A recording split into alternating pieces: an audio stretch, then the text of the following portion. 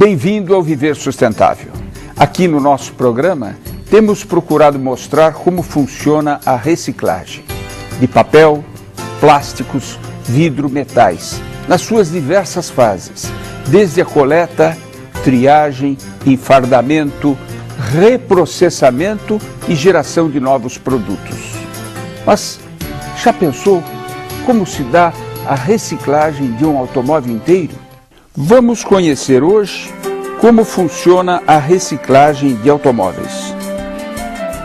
Conheça o projeto Pomar, que fez a revitalização de 24 quilômetros nas marginais dos rios Pinheiro e Tietê, em São Paulo. Vamos assistir também a entrevista com Carlos Ibsen Viana, da CETESB, que nos fala sobre o nível de emissão de poluentes dos automóveis na capital de São Paulo. E vamos ver como estão os preços por tonelada dos principais materiais recicláveis. Um carro popular pesa em média 1 tonelada. Ele é formado de diversos materiais: plástico, vidro, ferro, aço, alumínio. Todos estes materiais podem ser reciclados. É o que vamos ver a seguir na reportagem. Somente na cidade de São Paulo, cerca de 400 carros são retirados das ruas todos os dias por conta de problemas mecânicos ou acidentes. Eles são encaminhados para uma das centenas de oficinas mecânicas existentes na capital paulista. Uma oficina de médio porte gera cerca de 3 toneladas de resíduos por mês.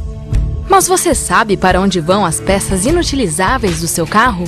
Hoje é muito simples. Hoje joga no aterro sanitário, a coleta pública passa, pega e leva e não sabe nem o que está levando. Porque ainda não tem uma fiscalização enérgica em cima dessas oficinas em ter gestão ambiental. O problema é que os aterros sanitários estão ficando cada dia mais lotados. Mas existe uma forma de dar o destino correto a esses resíduos, gerar empregos e lucro. É a reciclagem de carros. Uma das precursoras desse trabalho é a Ecopalace, localizada em São Paulo. A Ecopalace, ela surgiu porque eu, como tenho uma oficina reparadora, eu tive muita dificuldade em destinar os resíduos. E aí foi onde saiu a Ecopalace. Foi um projeto que nós fizemos em 2007 e agora nós colocamos em prática. Vamos ver como funciona a destinação correta dos resíduos e a reciclagem de carros. Primeiro, o material recolhido das oficinas chega num caminhão. Ele é separado, pesado, catalogado e armazenado. Depois acontece a triagem mais aprofundada dos materiais, já que diversas peças possuem mais de uma matéria-prima. Cada parafuso, cada pedacinho de plástico é separado. No caso da Ecopalace, os metais, os vidros e os pneus aguardam para serem destinados às recicladoras especializadas. Já o plástico é processado ali mesmo. Ele é triturado e ensacado para ser vendido. E o que era para-choque, protetores de motor, voltam à mesma cadeia produtiva como acessórios de interiores de carros. Quase 100% da matéria-prima utilizada para se produzir um carro pode ser reciclada. A Ecopalace tem 3 meses de vida e já comemora a destinação correta de aproximadamente 200 mil quilos. Se levarmos em conta que um veículo popular pesa cerca de 1 tonelada, nesses 3 meses já foram reciclados cerca de 200 carros desmontados. Hoje estamos em torno de 140 oficinas aproximadamente, no qual o objetivo é chegar a umas 200, 250, São Paulo capital. Mas, infelizmente, ainda são poucas as empresas que trabalham na reciclagem de resíduos automotivos. Ainda falta incentivo na área. Na minha opinião, deveria ter algum incentivo que essas empresas praticassem gestão ambiental. Como tem vários incentivos em redução de IPTU, eu acho que seria um caso para se pensar e dar, porque dando que se recebe. Se não der nada, não vai ter conscientização. A conscientização, a partir do momento que o governo vê essa dificuldade que nós estamos tendo, eu acho que deveria dar algum benefício para que todos fizessem adesão a esse projeto de gestão ambiental.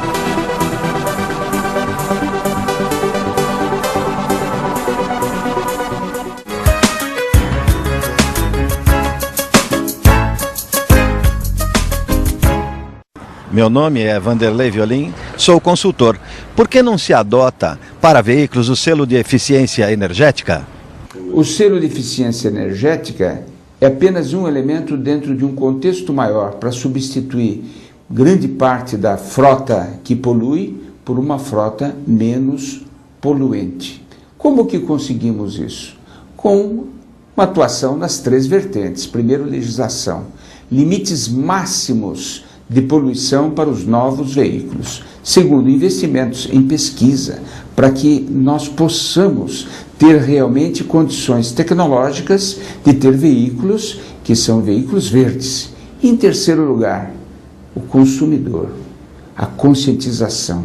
Aquele que vai comprar o veículo realmente escolha um veículo menos poluente. E aí é que entra o selo. Se ele não tem a informação, é muito difícil optar. Ele vai optar pela beleza do carro, pelo design, por outros motivos. Mas se o selo estiver à disposição, mostrando qual aquele carro que polui menos, é um elemento de decisão, na tomada de decisão do consumidor. Isso já existe, as fábricas estão se adaptando e dentro de um certo período, todos os veículos deverão sair de fábrica já com as indicações e as especificações técnicas quanto à sua contribuição para piorar ou para melhorar o meio ambiente.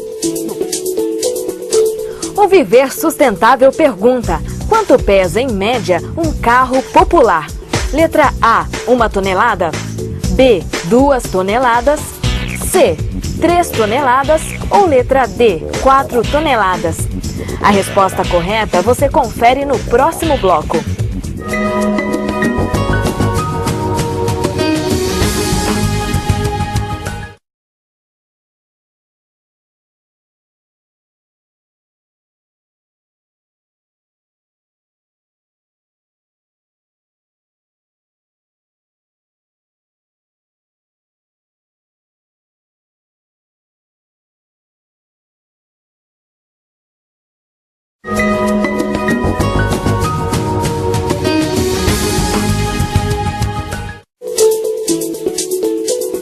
No bloco anterior, o Viver Sustentável perguntou quanto pesa em média um carro popular.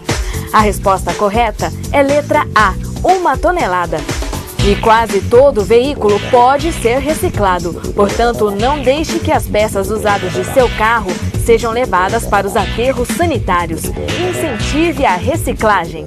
Tempos atrás, os rios Pinheiros e Tietê, na região metropolitana de São Paulo, sediavam grandes campeonatos de natação e remo e eram uma fonte de lazer para toda a população. Hoje, isso não é mais possível. Mas há muita gente trabalhando para reverter esta situação. Vamos conhecer agora o projeto Pomar Urbano. Os rios Tietê e Pinheiros, localizados na região metropolitana de São Paulo, são considerados pela maioria da população os patinhos feios da capital. O mau cheiro advindo das águas poluídas incomoda quem frequenta o ambiente, além da sujeira no leito dos rios que contamina lençóis freáticos. Mas um projeto arrojado tem mudado esses locais. É o Pomar Urbano. O Pomar Urbano começou em 1999, com a intenção de dar qualificação e renda para um programa chamado Frente de Trabalho, criado em 99 pelo governo do estado de São Paulo. O objetivo do Pomar é fazer essa recuperação ambiental do canal do Rio Pinheiros num todo. Num trecho de cerca de 24 quilômetros de extensão, onde está sendo realizada a recuperação, o solo foi reconstituído e foram plantadas mais de 300 mil mudas de 215 espécies arbóreas e arbustivas. Foi uma transformação radical na área, que era uma das mais degradadas da cidade. O projeto está sendo desenvolvido por meio de uma parceria que envolve a Secretaria do Meio Ambiente de São Paulo, a iniciativa privada e a sociedade. Hoje, o Pomar Urbano transformou-se num exemplo de recuperação do meio ambiente.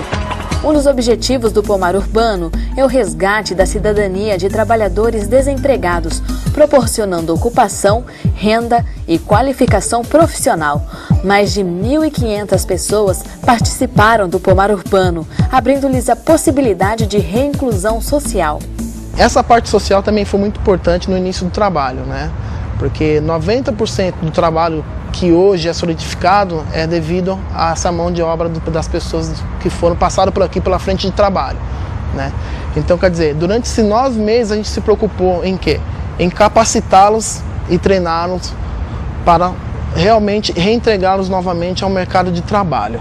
Um recurso muito interessante utilizado no projeto é o reuso das águas do próprio Rio Pinheiros para irrigação. E o processo de tratamento dessa água é feito lá mesmo. A água proveniente usada aqui dentro do pomar é a água do Rio Pinheiros. Então a gente capta essa água do Rio Pinheiros, a gente trata essa água dentro do pomar. Nós temos uma estação de tratamento de água para que a gente possa fazer essa irrigação de todo o pomar. Aqui nós não utilizamos a água da Sabesp. Com o projeto Pomar Urbano, podemos perceber que a reinserção dos rios Pinheiros e Tietê na paisagem paulistana mudou a relação da comunidade do entorno com essas áreas. No início do pomar, em 2000, um exemplo, a gente encontrava muito lixo ao longo da marginal. Depois, com esse trabalho de recuperação ambiental, essa quantidade de lixo quase zerou. Preservar o meio ambiente em que vivemos é preservar a vida.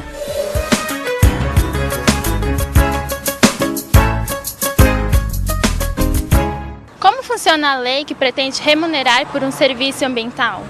A lei se baseia no fato de que os impactos econômicos a terceiros devem ser contabilizados e compensados. É o que os economistas chamam de externalidades. Quando essas externalidades forem negativas, que é o caso, por exemplo, da poluição, do desgaste ambiental, o poluidor tem que pagar, deve pagar pelos malefícios causados. E o inverso também é verdadeiro. Se alguém causa um benefício, se tem uma externalidade positiva, nada mais justo de que receba pelo benefício trazido. É neste princípio que se insere o pagamento pelos serviços ambientais, dentre os quais os serviços florestais, os benefícios causados pelas florestas, que preservam a água, regulam o clima e protegem a biodiversidade. Com tantas leis, portarias e decretos para regular o meio ambiente, o Brasil não estaria criando barreiras para que as empresas comercializassem seus produtos? Ao contrário, pode ser uma grande vantagem competitiva. O Brasil é um dos poucos países do mundo que tem condições de se transformar numa grande plataforma de exportação de produtos, não só agrícolas, mas de biocombustíveis, provando que é capaz de produzir de uma forma sustentável. Sustentável do ponto de vista econômico, do ponto de vista social, respeitando leis trabalhistas, respeitando os direitos sociais e também do ponto de vista ambiental, respeitando a legislação ambiental e tendo produtos certificados que deem a todos aqueles que estiverem comprando produtos brasileiros a certeza de que na produção dos mesmos não houve a devastação dos recursos naturais. No próximo bloco, vamos assistir à entrevista com Carlos Ibsen Lacava, da CETESB, que nos fala sobre a poluição dos automóveis na cidade de São Paulo. Você sabia que, em comparação com os demais biomas brasileiros, a Amazônia é o que detém o maior número de áreas de proteção integral? No total, são 26. O bioma também possui o maior percentual de florestas oficialmente protegidas. São 3,2% da área total da Amazônia, mas apenas 0,38% da área dos parques e reservas hoje existentes na Amazônia está protegida de fato, pois grande parte desses locais se encontra muito próximo às cidades.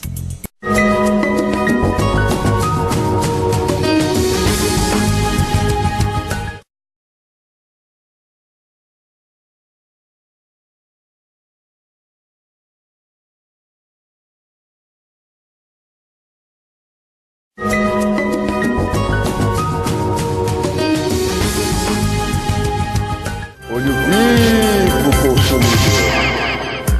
Nos países da Europa e nos Estados Unidos, o índice de reciclagem de carros chega a 95%. O Brasil está muito longe deste número. Aqui, nós reciclamos apenas 1,5% dos veículos que saem de circulação.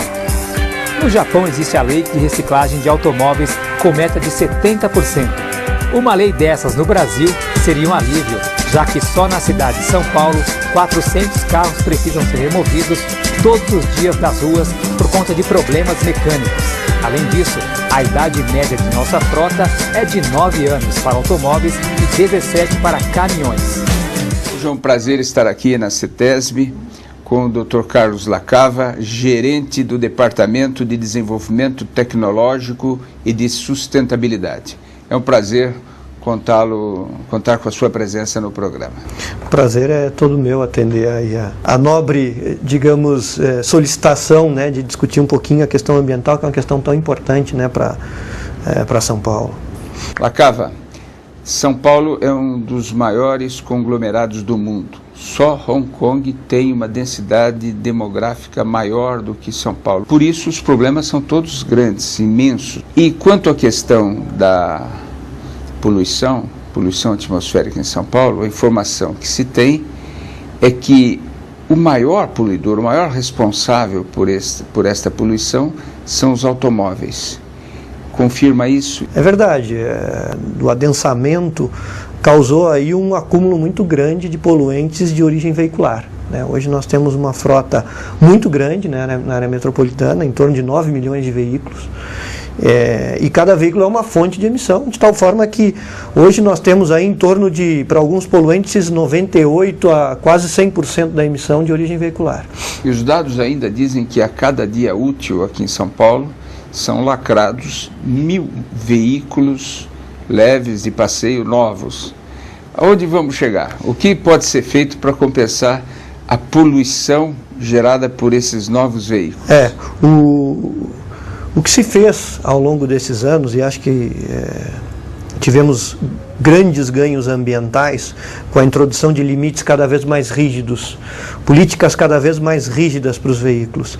Quer dizer, nacionalmente, né, o Proconv, que estabelece limites para os veículos novos, permitiu que, embora um veículo estivesse entrando 10 veículos novos, a cada 2 veículos velhos que saíam, nós ainda tínhamos um balanço líquido positivo.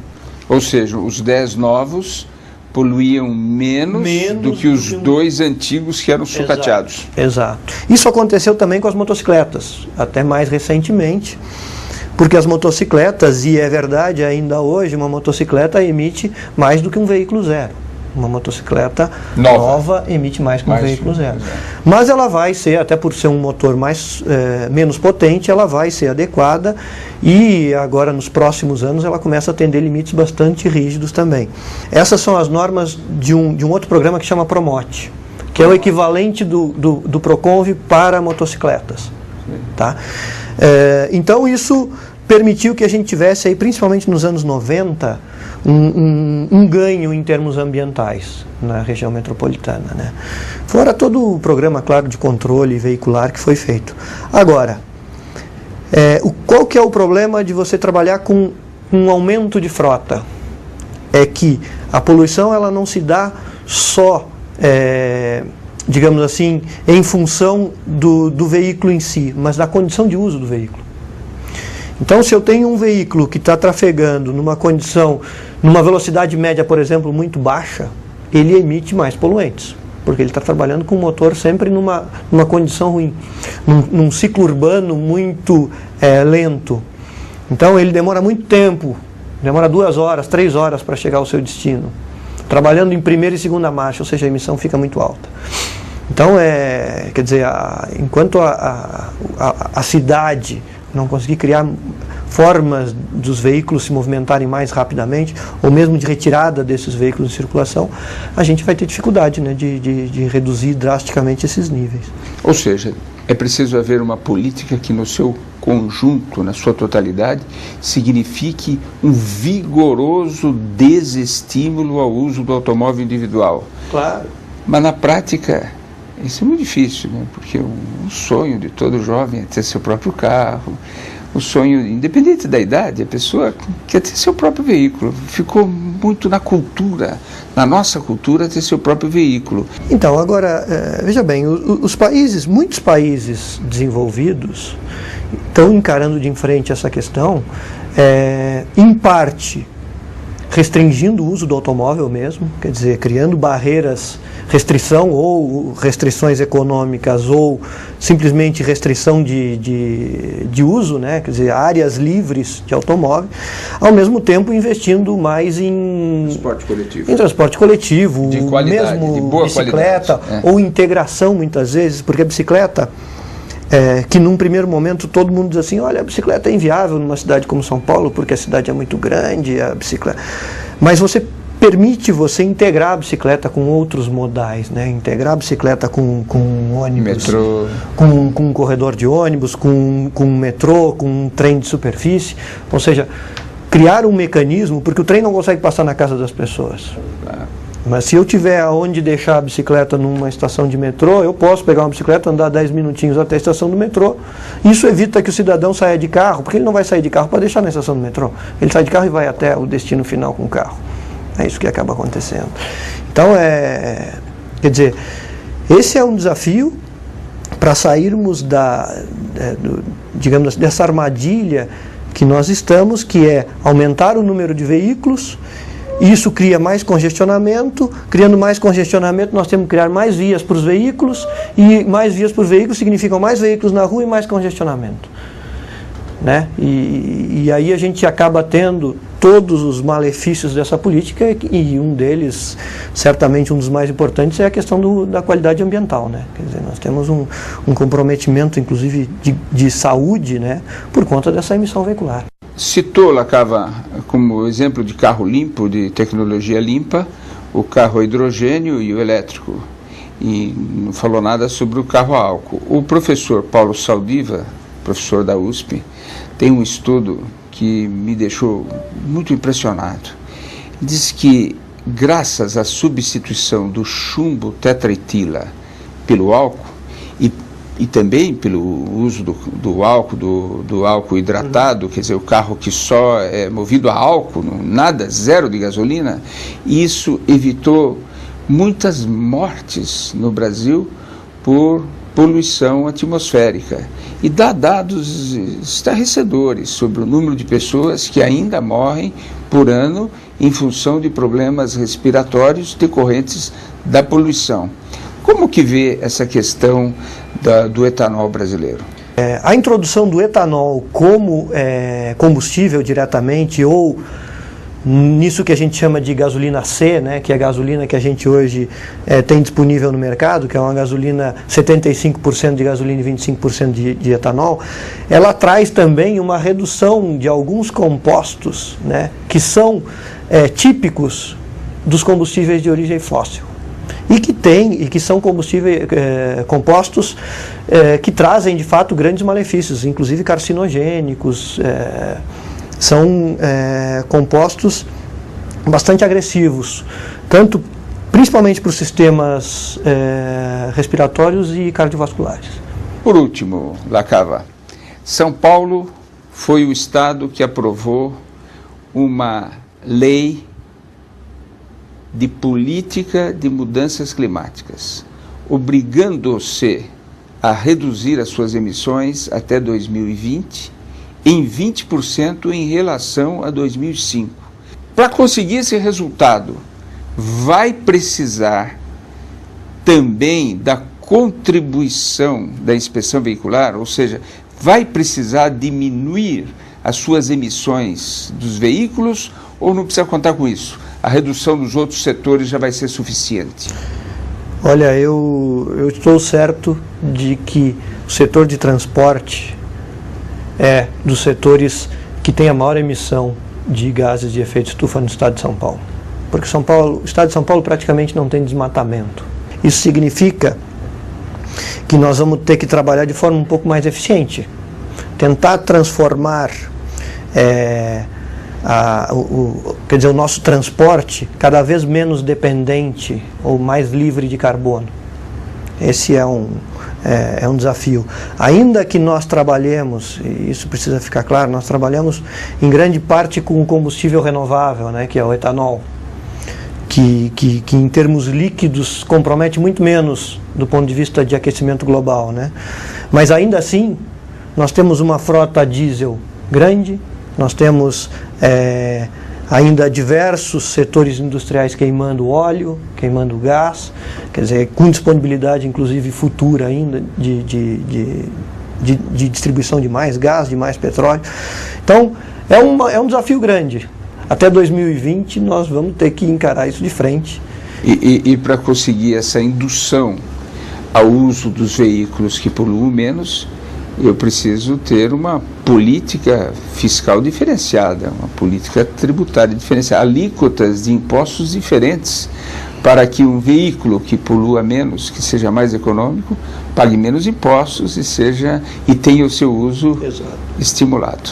Agradecemos imensamente a sua participação e nós aqui contamos, ou temos a convicção e a certeza de que a instituição de que faz parte como gerente, a CETESB, continuará prestando bons serviços ao Estado de São Paulo, ao povo paulista. Preço da tonelada do material reciclável para a cidade de Aracaju, Sergipe.